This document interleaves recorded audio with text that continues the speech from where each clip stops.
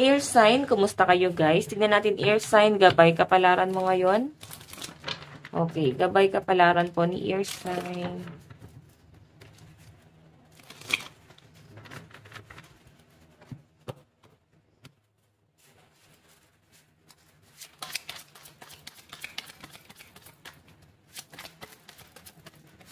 So, meron po tayo guys, shadow work. Okay. Meron tayong determination, judgment, reckoning. Okay. Loss, receive. So, alam niyo water sign, air sign. Baka water sign yung person nyo, no? O yung mga makakadil mo, no? Okay, so air sign, kung makakita nyo, nandito yung work. So, maaaring meron kang iniisip pagdating sa trabaho mo. Ano ba to? Parang hindi nyo na guys kaya pang magpanggap, nakakayanin nyo yung trabaho. Or maaaring nandun na yung pagod mo, no? Yung iba sa inyo guys, para bang wala na lang din talagang choice kundi pumasok sa trabaho. Kasi para bang yun yung everyday routine mo at nakasanayan na talaga ng katawan mo. So, nakikita ko sa inyo, air sign ngayon parang gusto niyo nang i-let go yung career mo. Gusto niyo na guys ng pagbabago. Kasi parang hindi niyo na guys kaya talagang magpanggap. So, palitan lang natin guys yung kandila nyo. Wait lang po. Okay, and ito guys, Oracle of Lightning, determination. So, may nare-realize ang mga air sign ngayon. Actually, parang ilang araw na kayo guys may realization dito, no? Ayan, no, dami mong naiisip. Napaka-positive naman guys yung nakikita ko rito. So, I think guys, natutuwa ka sa mga natatanggap mong blessing ngayon, nare-receive. So, parang, eto ha, may nawala, pero may magandang blessing na dumating sa inyo, air sign. Okay, masaya ka at sobrang kampante ka sa bagay na meron ka ngayon. Okay, kaya parang mas nagiging determinado ang mga air sign na maabot ang goal nila sa buhay.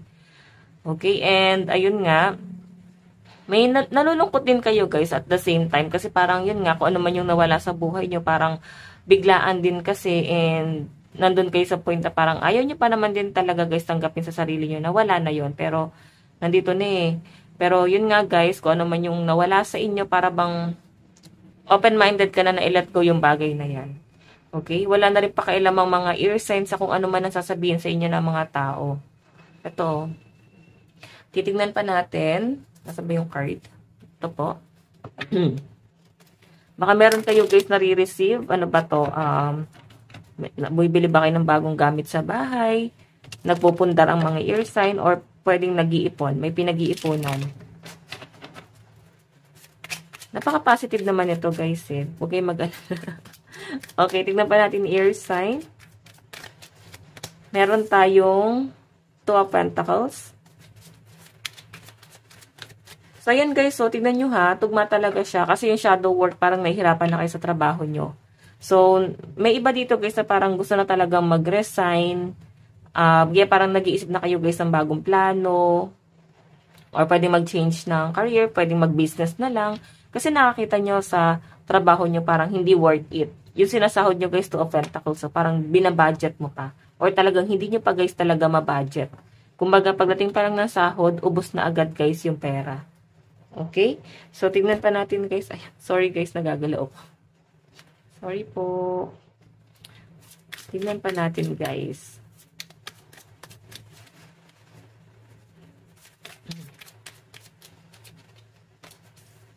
Okay, Two of Cups, Ace of Cups, Seven of Pentacles, Wheel of Fortune, the Wheel.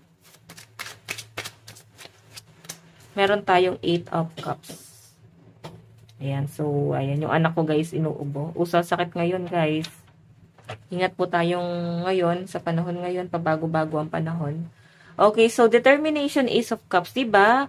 Hawak-hawak mo yung cups, so parang tuwan-tuwa ka sa kung ano man yung naiisip mo. Hindi mo pa naman to guys nasisimulan, pero sobrang masaya ka sa kung ano man yung magiging outcome guys. Kumbaga, nandun yung puso mo eh, para bang passionate ka dun sa bagay na yun. So, parang hindi naman kayo guys agad mag-e-expect ng malaki sa kung ano man yung sisimulan mo sa buhay mo. Kasi sa malino na pinapakita sa akin dito, air sign, parang ano pa lang siya, plano pa lang habang ini-imagine mo siya, napakagaan agad sa pakiramdam na para bang napaka-positive ng energy na makukuha mo tong bagay na to.